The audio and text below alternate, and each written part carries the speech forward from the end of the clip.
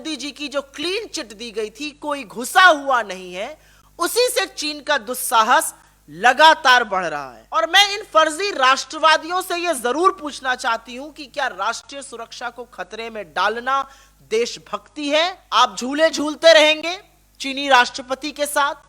साबरमती के तटों पे आपने खूब पींगे ली, महाबलीपुरम में आपने खूब शहनाई सुनी वेष्टी पहनकर, गलबैया कर कर। अभी बाली में भी आपने सारी मान्यताओं को, हमारे 20 सैनिकों की शहादत को भुलाकर खूब गलबैया करी। लाल आंख की जगह लाल शर्ट पहनकर खड़े हो गए स्वागत में शी जिनपिंग के।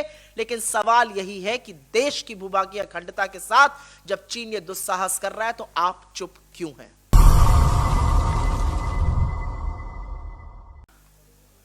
एक अत्यंत गंभीर, चिंताजनक और महत्वपूर्ण मुद्दे पर आपके सामने आए हैं। कितनी भी ध्यान बटाने की कोशिश करी जाए, राष्ट्रीय सुरक्षा से ज्यादा, हमारी भूभागीय अखंडता से ज्यादा जरूरी दूसरा कोई भी मुद्दा नहीं हो सकता है। 3 दिसंबर को आज हम लोग ये प्रेस वार्ता कर रहे हैं। आप सबको याद होगा 15 नवंबर 2022, आज से ठीक 18 दिन पहले इंडोनेशिया की राजधानी बाली में मुस्कुराते हुए, हाथ मिलाते हुए, गलबैयां करते हुए, बड़ी आत्मीयता से लाल शर्ट पहनकर प्रधानमंत्री मोदी शी जिनपिंग से, चीन के राष्ट्रपति से मिल रहे थे। 18 दिन के बाद अत्यंत व्यथित, अत्यंत विचलित करने वाली खबरें आ रही हैं और उनके मुताबिक उत्तरी डेप्सांग में, उस इलाके में जहां पर चीन ने घुसपैठ करी हुई है और उसकी घुसपैठ बरकरार है, चीन ने वहां पर 200 स्थायी शेल्टर बना लिए हैं। ये 200 स्थायी शेल्टर एलएसी से 15 से 18 किलोमीटर के अंदर हमारी जमीन में गाड़े गए हैं, हमारी जमीन में खड़े किए गए हैं। और ऐसा लगता है कि अपने अतिक्रमण और घुसपैठ के बाद चीन यहां पर स्थायी रूप से रहने की फिराक में है। हम सबका मानना है कि यह हमारी भूभागीय अखंडता, हमारी राष्ट्रीय सुरक्षा, हमारे बॉर्डर्स की सुरक्षा के लिए बहुत बड़ा खतरा है।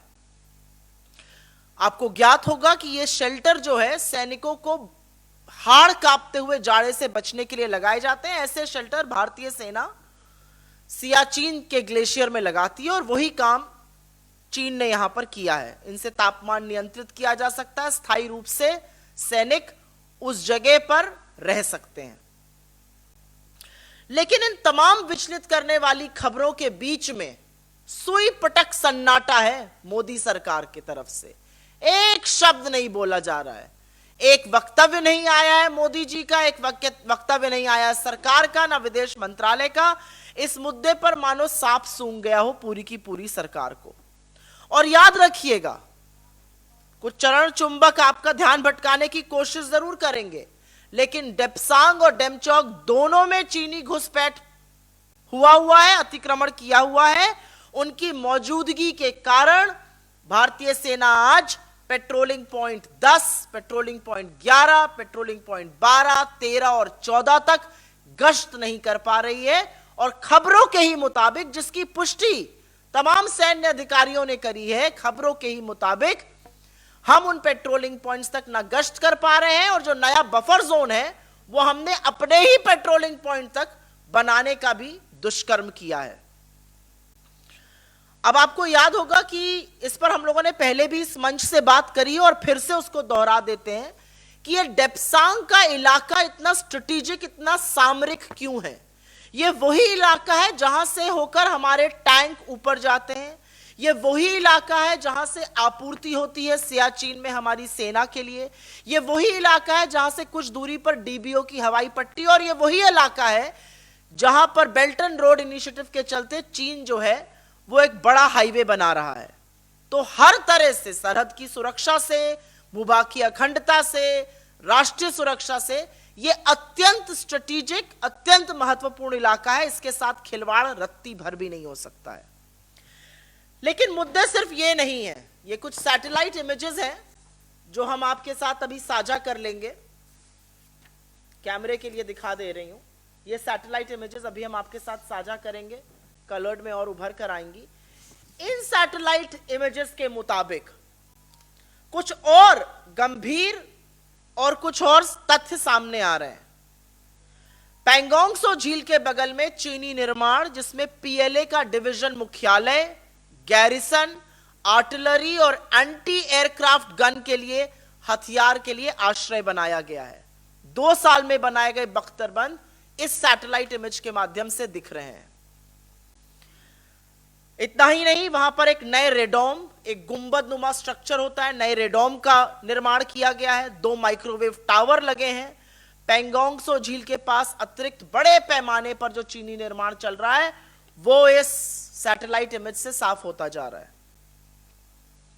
इस सैटेलाइट इमेज से यह भी पता चला है कि रेडोम, जिसका मैंने जिक्र किया, जो गुंबद नुमा एक स्ट्रक्चर बनाया है, उसके कुछ ही दूर 10 किलोमीटर की दूरी पर एक पुल का निर्माण लगभग पूरा हो चुका है। इस पुल के दोनों तरफ डेक हैं। इससे आने जाने में चीन की सेना को, उनके सैनिकों को त्वरित सुविधा होगी। अब यह सब क्यों हो रहा है? क्योंकि हमारे सेना का शौर्य और पराक्रम तो ऐसा है कि लोगों की रूह कांप जाए। लेकिन यह सब शायद मोदी जी के मौन, शायद मोदी जी के चुप रहने, शायद मोदी जी की जो क्लीन चिट दी गई थी, कोई घुसा हुआ नहीं है, उसी से चीन का दुस्साहस लगातार बढ़ रहा है। क्योंकि यह बेधड़क विस्तारवाद, यह निर्लज्ज घुसपैठ चीन तभी कर सकता है जब हमारी सरकार और हमारे प्रधानमंत्री मूक दर्शक बने हुए हैं। आंखों पर पट्टी बांधकर और मुंह में दही जमाकर अगर सोचा जाए कि इस समस्या का निवारण हो जाएगा, तो वो निवारण नहीं होगा। आप सेना के मनोबल के साथ खिलवाड़ जरूर कर रहे हैं मोदी जी, ये हम जरूर इस मंच से और तमाम और मंचों से कहते हैं। आपको बड़ी दिक्कत हो जाती है, छुई मुई बन जाते हैं, कोई आपको कह दे, आपकी पूरी ट्रोल सेना लग जाती है। लेकिन क्या देश से बड़े हैं आप? इस देश की भूभागीय अखंडता पर आज खतरा मंडरा रहा है। तमामों रिपोर्ट के मुताबिक चीन हमारे घर में घुसकर बैठा हुआ और हमारे घर में घुसकर अब स्थायी शेल्टर बना रहा है, और आप एक शब्द नहीं बोल रहे हैं। और आपके चाप एक शब्द, ट्रोल आर्मी और आपकी ट्रोल आर्मी चुप है, वो प्रोपेगेंडिस्ट साथ चुप है। आप इस देश से बड़े हो गए। इसलिए हमारे कुछ सवाल हैं, और वो सवाल हम तब तक पूछेंगे जब तक जवाब ना मिल जाए। स्थायी शेल्टर और स्ट्रक्चर की इन खबरों पर मोदी जी चुप क्यों हैं? इसकी अनदेखी क्यों करी जा रही है? क्या चीन की हरकतों से सरकार अनभिज्ञ है या जानबूझकर चुप बैठी है? हमारी जमीन में बने इन शेल्टरों और स्थायी ढांचों को हटाने के लिए क्या कार्रवाई की जा रही है? डेप्सांग और डेमचौक जैसे सामरिक इलाकों से चीनी सेना को खदेड़ने के लिए क्या कार्रवाई की जा रही है? सरकार सजग क्यों नहीं है? और मैं इन फर्जी राष्ट्रवादियों से यह जरूर पूछना चाहती हूं कि क्या राष्ट्रीय सुरक्षा को खतरे में डालना देशभक्ति है? क्या इस पे चुप रहना देशभक्ति? अगर है तो बोलिए, और अगर नहीं है तो शर्म कीजिए, कान पकड़िए, माफी मांगिए और आगे कार्रवाई कीजिए। और अंत में वो सबसे महत्वपूर्ण सवाल जो हर सैनिक पूछना चाहता है, जो हर सैन्य अधिकारी पूछना चाहता है, जो रक्षा विशेषज्ञ पूछना चाहते हैं, अप्रैल 2020 की यथावत स्थिति कब और कैसे बनेगी, उसके बारे में आप क्या कर रहे हैं? आप झूले झूलते रहेंगे चीनी राष्ट्रपति के साथ?